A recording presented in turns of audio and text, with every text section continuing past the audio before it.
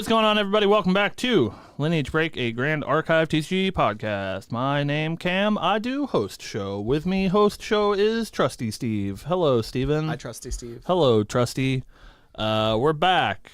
A dinosaur's tale story. You know, every time I say a dinosaur's tale, it's a dinosaur story. Yeah, you just fuck it up every time. I feel like it would be a good pun.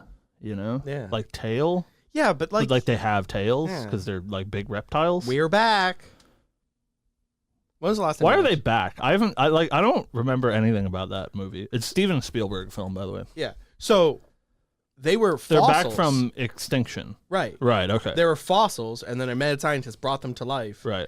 And then something like changed them into being friendly. Yeah, they're like anthropomorphic or something. Yeah, right? and they're friendly. They speak. Yeah. And then that scientist like recaptures them and then changes that and makes them scary. Yeah. And then the little girl fixes it. Right. It's a great.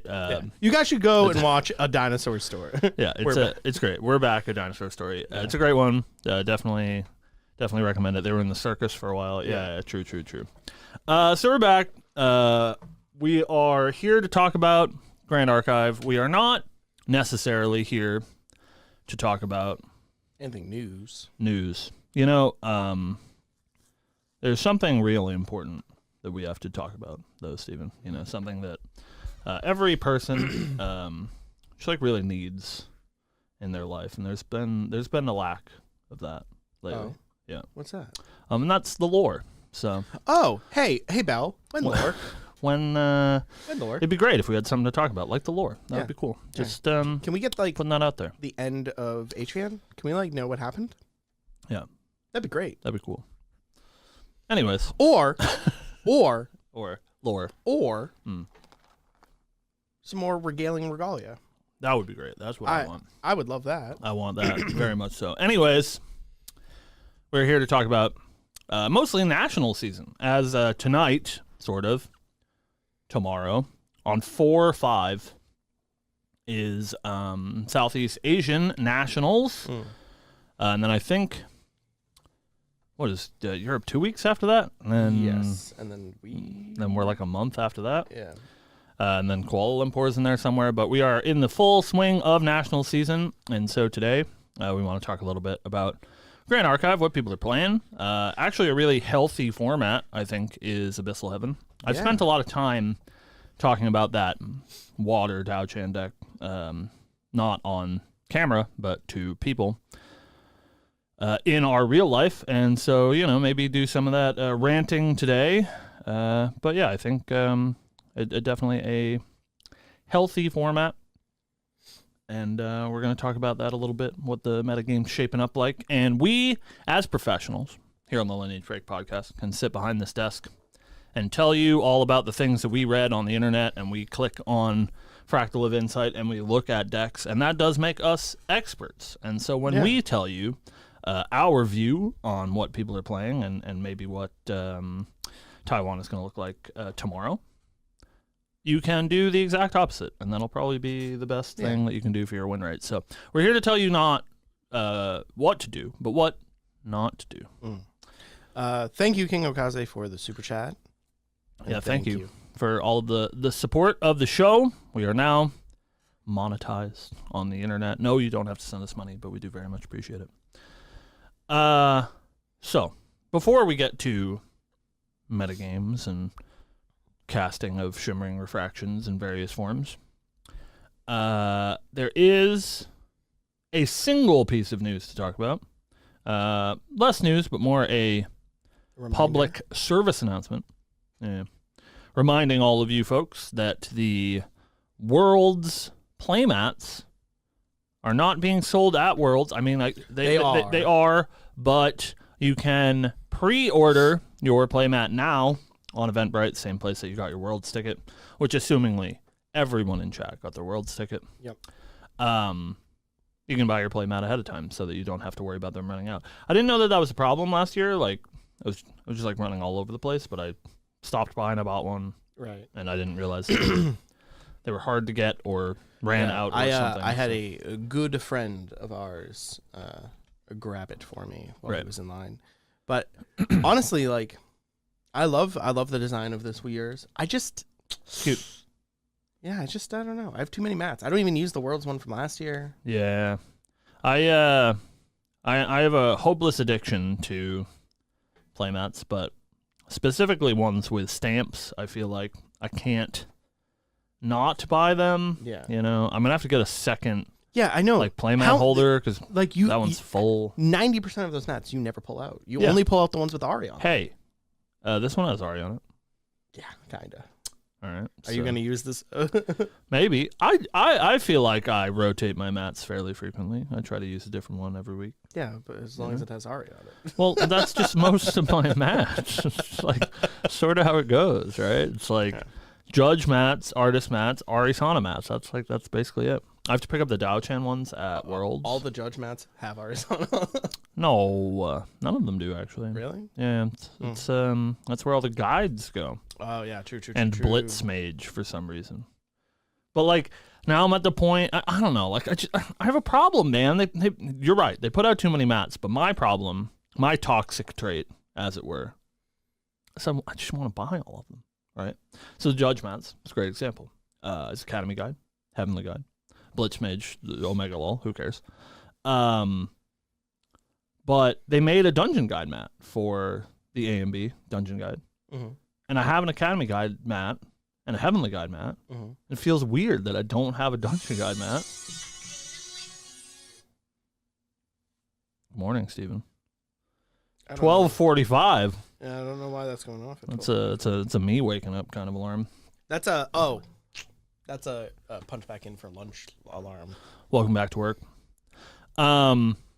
So yeah, I hope I just crushed all your feelings. So yeah, buy your Worlds map. Yeah. If you want to, or don't. I'm sure there'll be other ones there. Something that is also like super sick that I am like fingers crossed that it's not just SEA. SEA gets all the fun stuff that I want. Listen, if you live over there in Taiwan or Singapore or something, you know, what's the cost of living like? You know, we maybe move out of this fucking hellhole and you know, go where all the fun stuff is. At SEA Nationals, there's gonna be artists there, which is really cool. I don't know how to pronounce their name exactly. It's Sinera, I think, the one that does Zhang Zhao and the Inspiring Call promo, I think. A couple of other things that people like a lot. They're going to be there. Fang is also going to be there. Saw her post that on the internet. And it's sad. Well, I mean, it's not sad. Congratulations. There's going to be some cool artists at Ascent Nationals. God, I would love to get my deck box signed. Yep. So I'm hoping that maybe we get that at other places. I don't know, man. Taiwan's super cheap, apparently. Please. I'm moving to Taiwan. Gonna start working on my visa. So super cheap if you earn USD. I don't. So let's talk about Grand Archive a little bit, Steven. We're finally in a time in the format where we can like maybe talk about things. It's a strange one. It's always a strange one during national season where I don't know that people are like hiding things per se. I think the format's too defined, I guess, at this point for people to be like hiding the secret deck. I don't think there's some like giga broken tier 0 deck that we haven't seen. Yeah. But we're in like a weird spot where we haven't had a whole lot of really large events. We've had a bunch of regionals because, you know, regional season. But the only like marquee event that we've had thus far is Seattle. But Seattle was 7 days after the format came out. And so I don't think necessarily indicative of what the format looks like as a whole. And I think we've seen some like pretty interesting stuff happen over the past month or so, and I wanted to talk a little bit about it, and then maybe use that knowledge to talk about what we think is going to happen in Taiwan this weekend, because it's been, I think, a very healthy format. I think this is, and of course, let me know how you feel. I think this is maybe the healthiest that the game has been since ALC. It doesn't feel like any of the, like, quote-unquote top-tier meta decks are, like, really. I guess they are like format warping in that you have to be prepared for them, but they're not like unbeatable monsters. You know, Right, even right. I wholeheartedly agree with this. I think format is extremely healthy. I think the metagame spread is so diverse. Mm-hmm. Yeah, even like the element spread, right? Right. You had mentioned that last week. And right. It's like a very evenly spread across all the elements. I couldn't be happier with playing in this format. Yeah. And I think it gives you a lot of opportunities for, like, I was talking to, and I don't want to, tell you, chat, things that you don't know. But I was talking to one of our locals that is like a newer card game person about, like, we throw this word around a lot, right? Meta game and meta decks and whatever. And a lot of the time that word doesn't, like, really mean anything. Right. And like what the metagame is supposed to be referring to is the game outside the game, right? Like how you decide what deck to play based on what you think other people are going to be bringing. Mm-hmm. And like in a lot of cases, like we just use this as like a blanket term because that's what card gamers do. Mm-hmm. But like last format's a great example where like the water X deck for some amount of time was Polaris, for some amount of time was Sylvanico, whatever, right? Was the deck and was always the best deck, and there weren't really any counters to it because it was very well rounded, and it was just the best deck for the entirety of that format, like from Santa Clara forward. And there's no like metagame there, right? You're not like making a choice to like counter the best deck because it was just too well rounded. Yeah, that there wasn't like really that sort of back and forth there, where it feels like in this format there is. Where at Seattle, this water fractal Dao-Chan deck did take down the event and was also the highest represented deck and sort of became our de facto like top dog, right? Right. But we've seen over the past couple of weeks people adapt to that because that deck is like a lot more reasonable than some of our other quote unquote top decks have been in the past. Yeah. And I think we saw a like pretty surprising. I think it was one of the SEA regionals. It was like basically in the sense 300 people or something, where the highest converting deck of that tournament was Unique Wind Allies Lorraine. Yeah. Because it was sort of like a direct counter to this fractal deck that has a hard time dealing with allies because they basically only play 12 fireballs, very little interaction. So if you stick allies, they sort of just beat them to death. Right. Which is a very interesting thing because like everyone was at the beginning of this format, everyone was talking about how like this fractal deck was just like gonna be unstoppable, and then because of its representation in Seattle, I think more people are like well positioned into it, right? And it just isn't great, right? Yeah, and we've seen sort of an evolution of that deck, which is the cool part, I think, to like see how decks evolve and how people will adapt.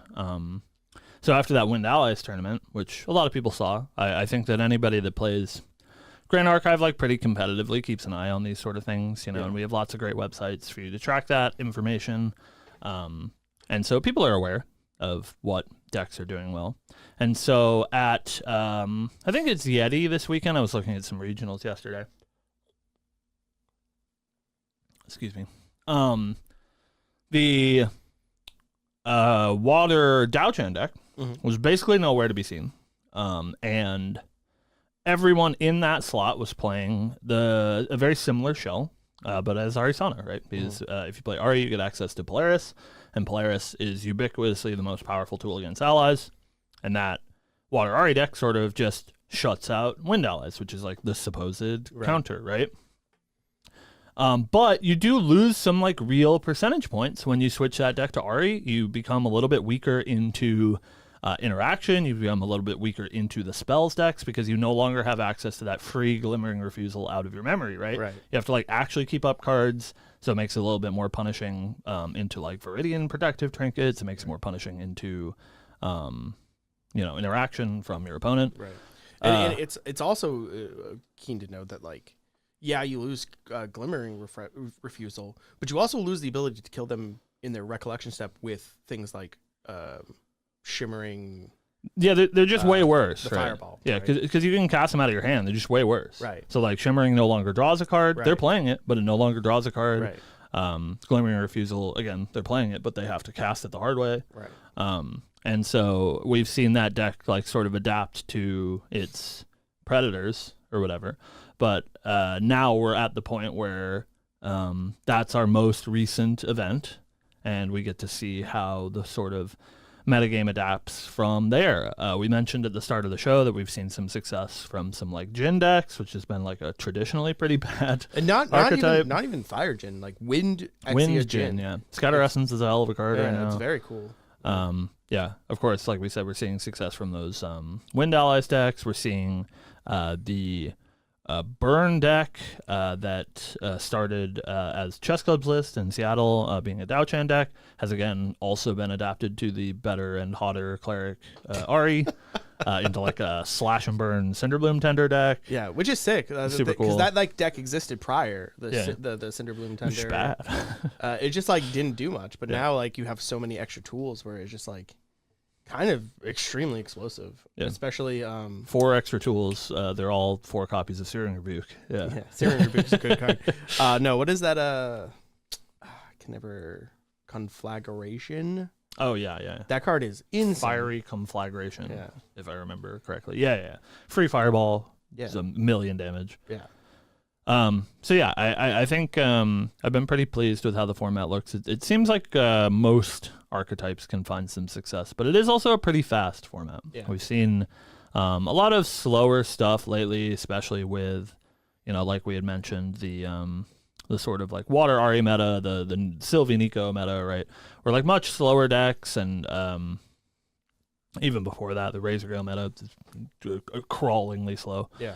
But this format is a lot faster, so we're seeing success from some of the faster decks too. Of course, we can't discount like Vin's performance on Firezander, and a little bit unclear to me whether or not Firezander is good. I think Vin is just actually the best Firezander player in the world. Right. So that does make it a little bit hard, but I have seen that deck cropping up as well. Sort of allowing people to play Fire again is really cool, because Fire's been pretty bad for about 6-9 months now. Yeah. So. Yeah, it's definitely cool to see it again. I'm also like surprised at the amount of Seiryu Yeah. in the format. Mhm. Again, I'll eat my words. Everyone has mistakes. Nobody remembers the podcast. Like, don't worry about it. We said Seiryu was broken, and if you find the clip where we didn't say that, you can't, because it never happened. We deleted it. Yeah. But yeah, like it's in fact the deck that I've been playing. Yeah. And I've been surprised with how easy it is. Mm-hmm. I was playing games yesterday, and I had my Seiryu suppressed. Yeah. And I reflipped it. Yeah. It's crazy.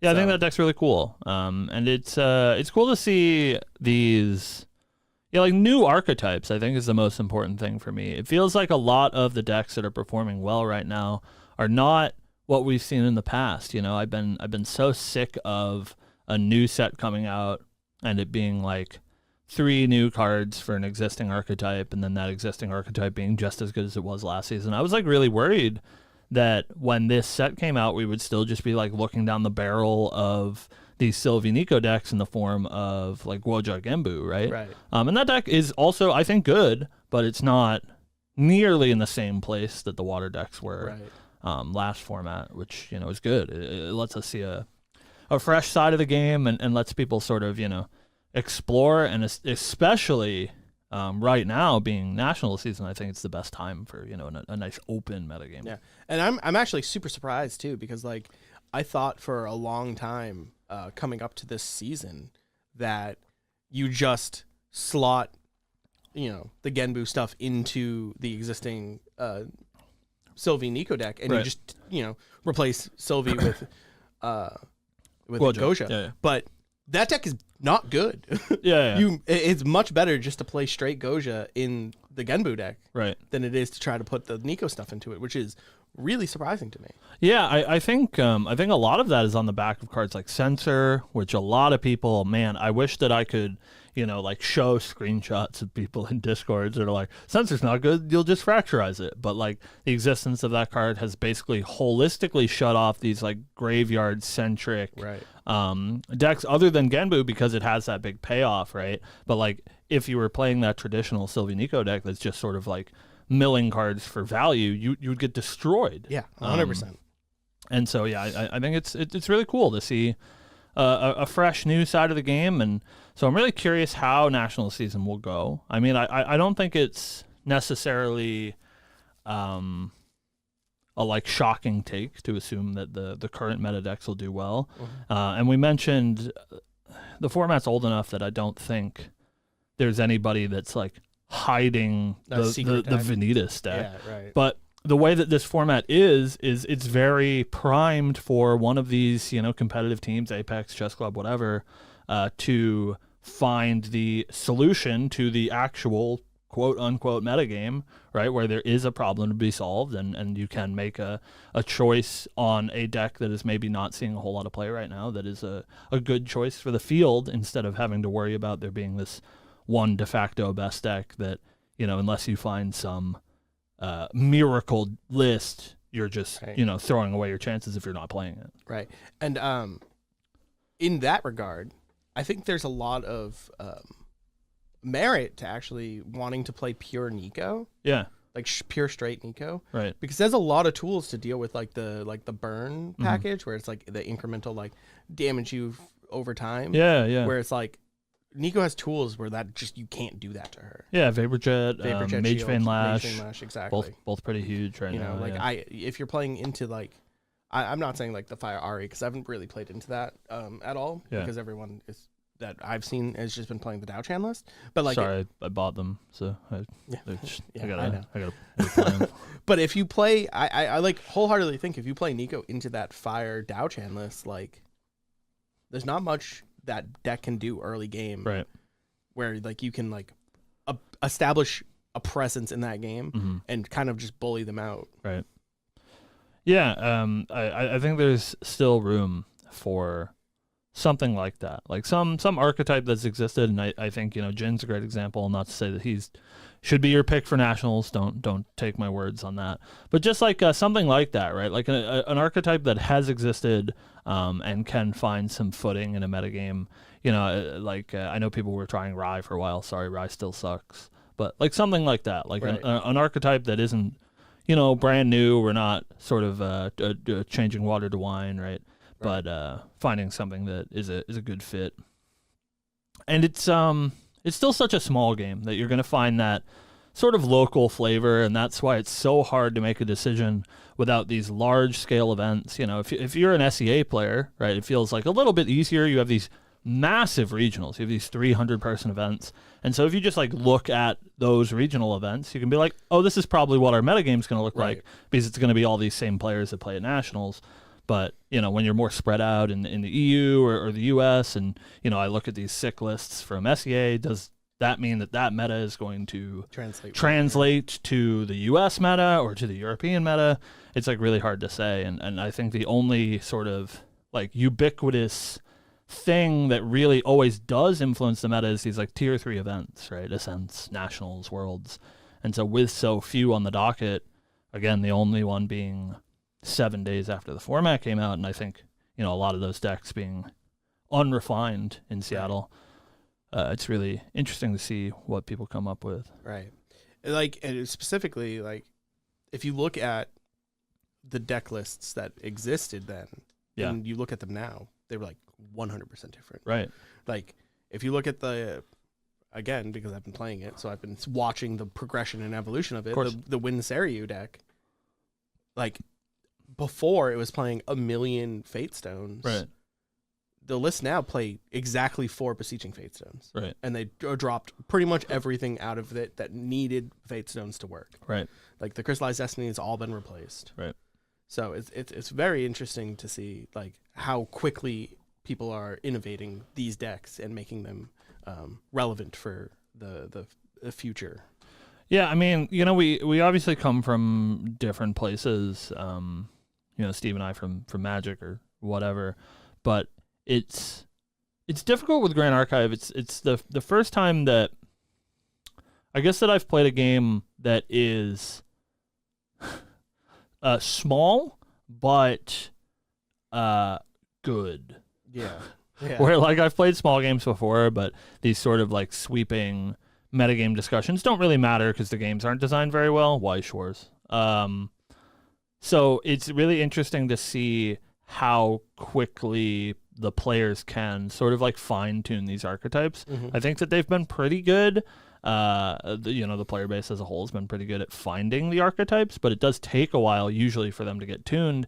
And we're at the point now, going into set 7 on the horizon where the game is growing, and as the game grows, we get more players, and as we get more players, it means that sort of like hyperbolic time chamber gets compressed, right? Like the more people that you have working on a thing, the faster that acceleration happens. And so I think you're right that we're seeing that sort of refinement of these decks a lot faster than we used to, even like a year ago for Last Worlds. I mean, we have to understand this is only our second national season, and the one last time was holistically different, so much fewer players, even fewer national events, fewer slots for Worlds, right? Like there's a lot that's changed as the game has grown, and I think that's going to be reflective in what we see find success this weekend, a couple of weekends from now. I'd be really curious what the like big teams end up playing, like what Apex ends up doing, which are traditionally like water players. At least they have been for a long time. Granted, water has been good in the meta, right? But really, curious what people are going to come up with. But it's hard for me to put a finger on it. I think that it's easier. This is the sort of metagame where the good players are really going to shine, because it's easier when there's a deck and it's Slime Sylvie and it's 50% of the room. You're like, well, I got to practice my slime matchup and the rest of it doesn't really matter. I would also like to say how insane it is to me that no one, like holistically, no one is playing slimes anymore. Yeah, that Baby Gray card's pretty good, man. Yeah. It's like wild to me though. Like it's just like every single player dropped it. There hasn't been a single one registered. Yeah. I think it's twofold, right? Like that deck is, I think, really weak without Baby Gray. It makes it a lot less consistent. It makes it slower, and like we mentioned, this format is really fast. So it's really hard to be an inconsistent deck in this format because you're going to get punished. You're going to get killed turn 3, turn 4 by these, fractal decks or what have you. I'm really curious. I don't want to speak bad things into existence, but we're going to have this like really nice, healthy metagame for our national season, and it's going to be so great. And then MRC Alter is going to come out, and they're going to put out new Baby Gray slime, and then the fucking World's just going to be the 32 slime Sylvie players. So we're back. We got the dinosaur. Yeah, we're back. A slime story. She got new Baby Gray and he's broken, and we're like, okay, I guess I'll play Storm Slime. It's just Baby Gray, but it says slime bonus on it. Yeah, like I mean, that's kind of what I'm expecting, right? So it's like, man, wow. But yeah, so we're super excited.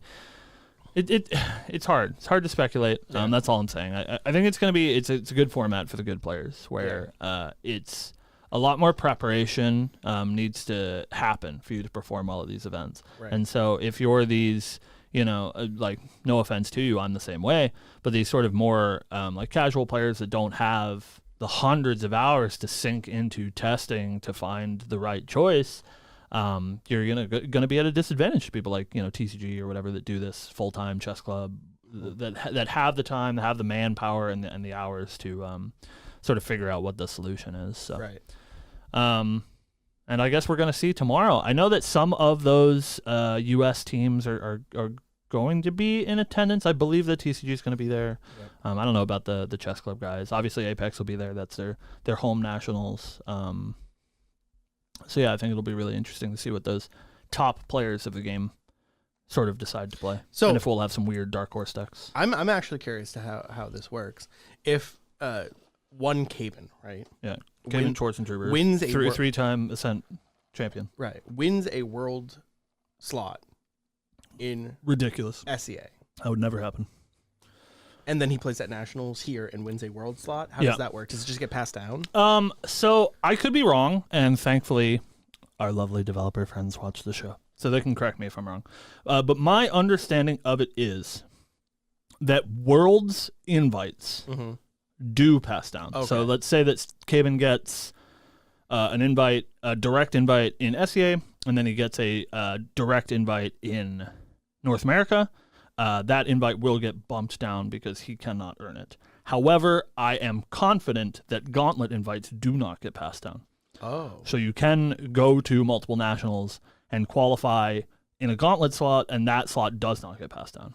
The only the Gauntlet does not need to be 32 players. They've said that a couple of times. All it needs to be is 16. Because the top 16 qualify. Right. And obviously that would suck if it was 16 players, but so if you can choose which nationals you want to represent is what Grand Archive TCG says. And the other invite gets passed down. So afterwards, let's say that Caben wins both. He gets to choose, do I want to take the SEA invite or the US invite? I believe that's how it worked last season as well. Because Limelight was talking about it because he qualified in SEA. That depending on where you place, if you have a friend that would get an invite bumped, you get to decide, right? Oh, I'll take this one, and that bumps the invite down to whoever. So top 17 would be really funny. I think of course we want it to be 32 players. We wanted an exciting event. I think the Gauntlet is really, really cool for anybody who is not aware how Worlds works this season. We can give you a quick refresher where. I don't remember the numbers off the top of my head. I believe it is the top 8 from North America, the top 6 from SEA, the top 4 from Oceania, and the top 2 from Europe. How many is that? Did I do my math right? Yes. Is that 16? Yes. Nice. I'm good at this. This is my job. So those players get direct invites. And then some amount of players, those I definitely don't remember, below them get an invite to the Gauntlet, which is not a full ride. So anybody who gets a direct invite to Worlds gets their flight comped, their hotel comped, invited directly into Worlds. The players that are just below them, so like in Worlds or in North America per se, it is top 8 gets an invite, and then I believe it is top 18, so minus the top 8.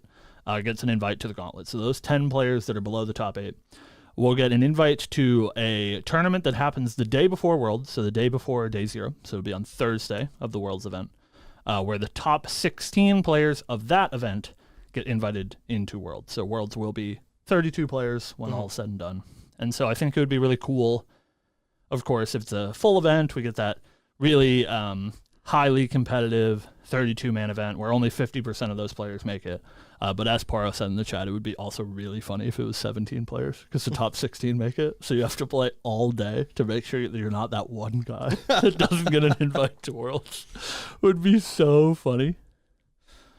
Top 6 in NA, says Rex. So yeah, I believe it is still 18 total, and his top 6 get the direct invite, and maybe it's the 12 below that. I don't remember, but anyways, I think it's really exciting. I think the Gauntlet is a really cool way to do it because Worlds was really small last year. 16 players is a really tiny event, and so I think it'll be, I don't want to say more interesting with more players. I think it'll just be maybe a little bit more diverse, and it also sort of opens up those storylines, which I think is really cool, where it's like way more likely that we'll have teams at Worlds, these like really highly competitive players that will get multiple people across the line, sort of leads you with this, they get to work together, but they're also trying to compete against each other, and I think that part's really cool. So yeah, very excited for Worlds this season. I think it's going to be a blast, and you guys, of course, can check the Nationals coverage. I believe we're getting coverage for all 4. Of course, SEA Nationals starts.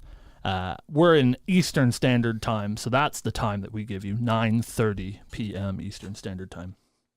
So you can check that out today. But yeah, I'm excited. I hope Ari does well. I can guarantee that Ari will probably make it to Worlds. I got a couple of horses in the race. We have. Hold on. I will correct. Astra Ari. Non-Astra Ari. We'll make it to Worlds. Oh, sure, yeah. Yeah, I think that's a shoo-in. For the real Arisana players, the Astra Arisana players, I got a couple of horses in the race. Yeah. We have Aqua and SEA, who I think has a really good shot. And I know that Bailey has been playing a lot. TM32 Bailey for NA has been playing a lot of Ari, and he's going to try to, hopefully, I don't know, maybe he switches decks and makes me upset, but I think he's hopefully going to be playing Ari and gets a world slot would be cool. So, rooting for our Ari players. Woo. And those other ones, I don't know, whatever. Play your Fractal Arisana deck, whatever you want to do, I guess. Cool. Just want to see some Cosmic Bolts, you know? How are they supposed to give me a Cosmic Bolt promo if they never, you know, make it onto the big stage? You know, where is she? People keep telling me she's so good. Where are those wins? Anyways, yeah, we are looking forward to National season, and we hope that you are as well. Unfortunately, our Grand Archive overlords have not given us a whole lot else to talk about. But that's it. Yep. If you want to help out the show in these dire, trying times, you, of course, can submit your topic to us on whatever format you would like, here in chat, in the comments section on YouTube, on Discord, on X, on Bluesky, wherever you want to reach us, you can reach us there. If you want to catch the show, you can catch the show here, right now. Maybe you're watching it live, Friday, 12 p.m. Eastern Standard Time. Asterisk. Or if you want to find the show afterwards, last week's show, you can find that on Monday, 2 p.m. Eastern Standard Time. Asterisk. I also, thank you, Grand Archive TCG, have something else to mention as we're doing some shilling. They don't pay us, but we do shill their stuff. Yes. And we'll do a little bit more of that. I believe that is today. Akihabara tickets go on sale. So if you're looking to go to Glorious Nippon for Ascent Akihabara, those tickets are going on sale tonight. Sometime. Somebody give me a local time. It's like kind of soon, I think. I think it's tonight sometime. Yeah.